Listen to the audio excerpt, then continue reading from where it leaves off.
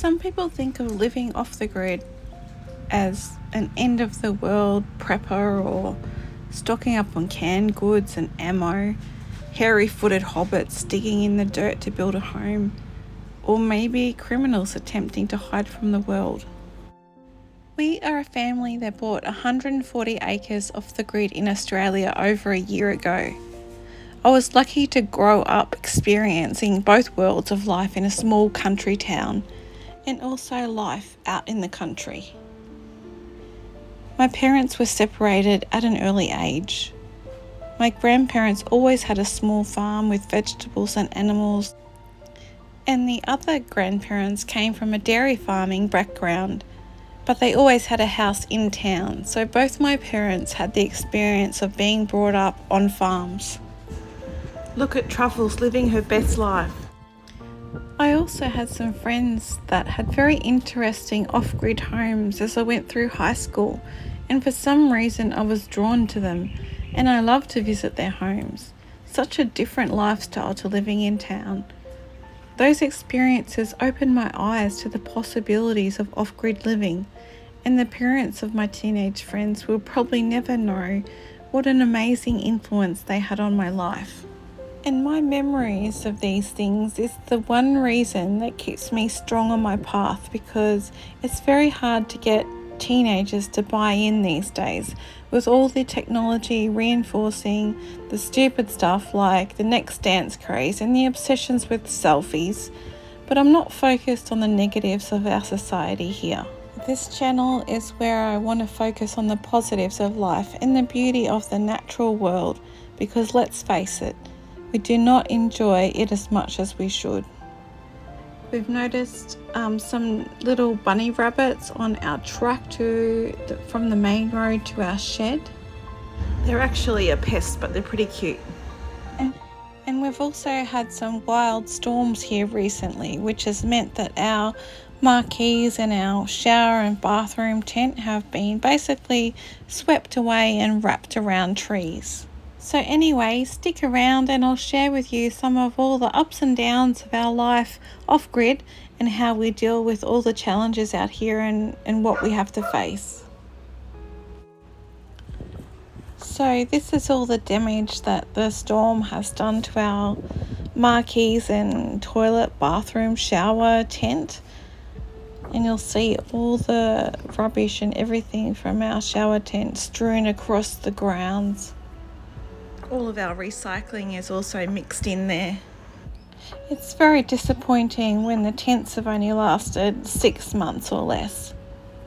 And as I've said before, I think it's time for us to build a more permanent, or at least more stable shower bathroom sort of situation. And unfortunately at this time we don't have the money to do that, so we're just going to have to set ourselves up a temporary shower room that's just going to last us for the next couple of months until we can save up enough money to build a more stable bathroom.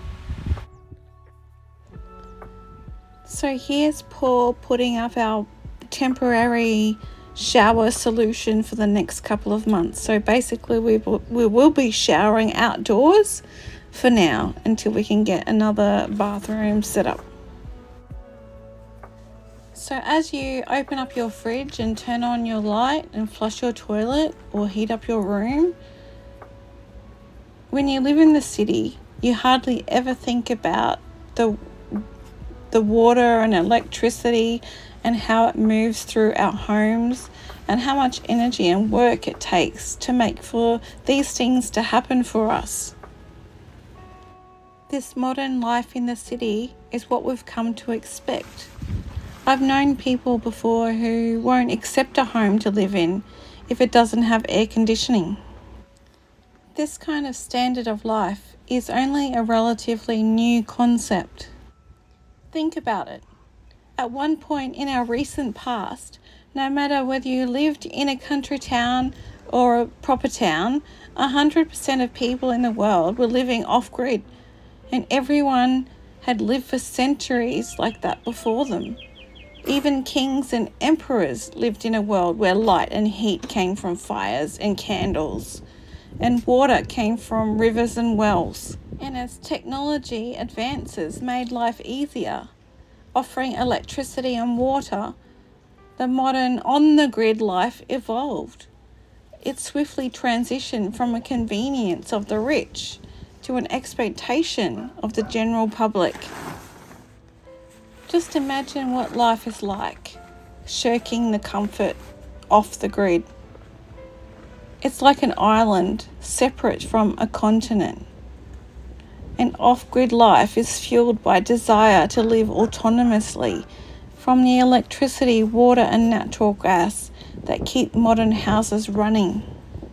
And living off the grid means that you look after your own power, water and sewage. And that's just the tip of the iceberg. Off-grid living is intensely personal, depending on the seasons and characteristics of the region, and spiced by the individual's personal philosophies and convictions. It's not as romantic as a shower made out of logs, but it still does the trick. Under the umbrella of off-grid, you can find homesteaders and preppers, hippies and hermits, peasants and farmers, and environmentalists. And at this stage, I'm not even sure which we are. And now that we've got our off-grid temporary shower working, we can settle down and have a little bit of a rest for the evening, and then we'll get back to it in the morning.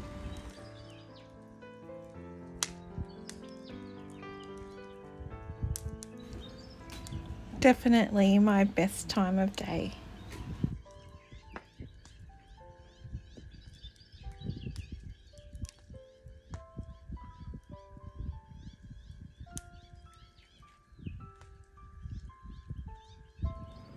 At least I know that we have the desire to reduce our energy use for nature's sake, involving solar and wind turbines and harvesting rainwater for daily use.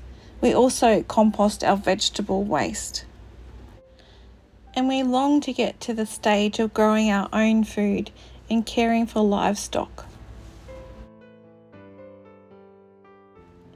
Most of us off-gridders just want to be left alone, but documenting our lives online can leave a lasting legacy for future generations to come about caring for the planet and making your own way, no matter what anyone else thinks of you. And there's one of our wallaroos. I'm not going to lie to you. Living off the grid is not easy. Instead of posting photos to Snapchat or catching up on Netflix or grabbing a latte, we spend our days chopping firewood, trying to grow plants and trees for future generations, and work on building a temporary and dream home. There are as many challenges as there are rewards for living off the grid. Sitting by the fire at the end of the day is one of those rewards. Here's Paul trying to be entertaining.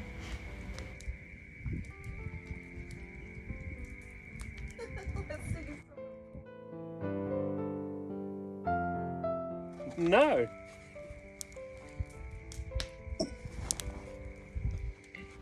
And Eli's just finished his shower. The new temporary setup seems to be working well.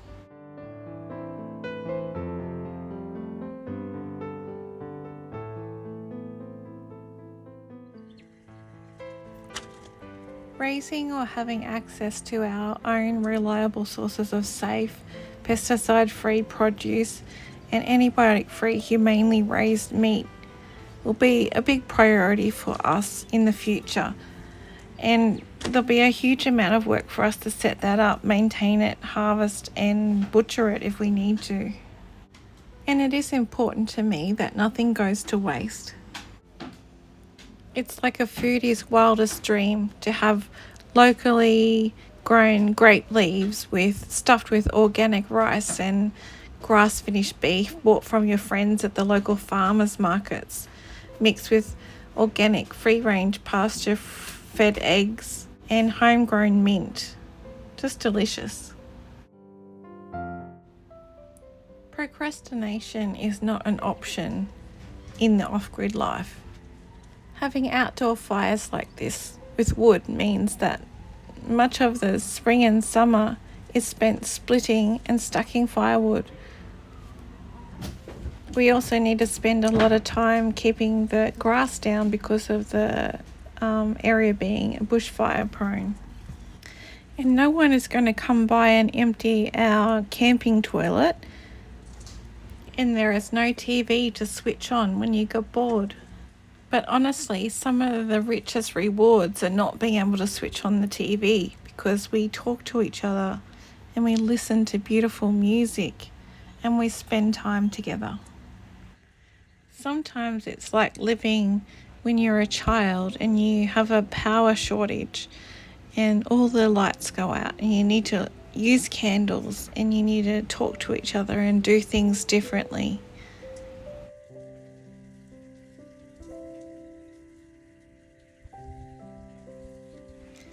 The other thing about living off-grid is that you're a lot different than most other people that you meet, and that your lifestyle is just met with strange curiosity, or I could never do that type of reaction. And some people actually think it's disgusting. You wouldn't believe the amount of people that just fall awkwardly silent after you share your experience of using your composting toilet or your camping toilet. So for all you off-gridders or the people that want to become off-gridders, just remember that you're not the only one who feel like you don't belong in that normal life. There's a lot of us out here swimming against the current and finding that life is so much more challenging and rewarding and meaningful than the one they show you in your social media feeds. I know that not everyone who sees this is going to start suddenly showering with a bucket or anything like that, even though that is quite refreshing. But if you do decide to start having a more self-sufficient or self-sustainable life and you dream of having an off-grid life, I do recommend that you start now. Paul and I actually started preparing for about 10 years before we became to buy off-grid land, and I'm convinced that the preparation that we made was actually a great transition for us moving out to the country, and still is. And I think there's some important things that can get you started. One of the things that we did regularly was go camping off-grid in really remote and rural areas where there was no access to electricity or toilets or rubbish removal or anything like that, so that we would always have to do that ourselves. We also had a lot of practice with our cooking, with our gas cooker and cooking on the fire, and yeah, so we're kind of used to it now. We have just making some French toast for breakfast for us this morning. And the other thing about living off-grid out here is there's no Uber Eats or DoorDash or fast food. Even our closest town that's about 20 minutes away doesn't have a fast food joint. So there's no microwaves out here, and if we want to use the toaster, we have to turn on the generator. And every time we want to do our dishes, we need to boil a pot of water to use for the hot water. At least we have a sink inside now with running cold water. We've only had it inside for the last few months, and before we used to have to stand outside in the rain and do the dishes. How civilized. It's amazing how much you take for granted. And there are lots of baby magpies out and about. we still have access to the internet out here, so we can actually still stay connected to people, and we can also like use an iPad to watch Netflix or something like that if we really wanted to. It's just about the fact that you need to spend a lot of your power to recharge everything, and at the moment we don't have a lot of solar panels, so it's really a bit of a task to try and get everything charged up unless we use a generator. When our shed doors go down, however, we don't have any signal for the internet or any phone signal or anything like that. So when the shed doors go down at night time in winter, it's just like the old days, the traditional days before the internet, which is pretty amazing.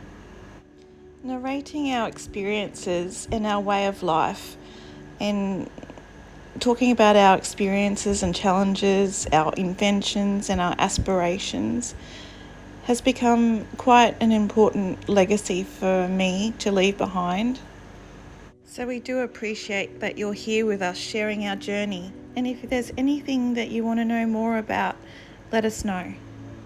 Summer starts here in Australia in 5 days' time, and we've only just stopped putting our fire on overnight. And so hopefully soon we'll show you some of our adventures to the local river and rapids that we've been swimming at. So chat to you next time.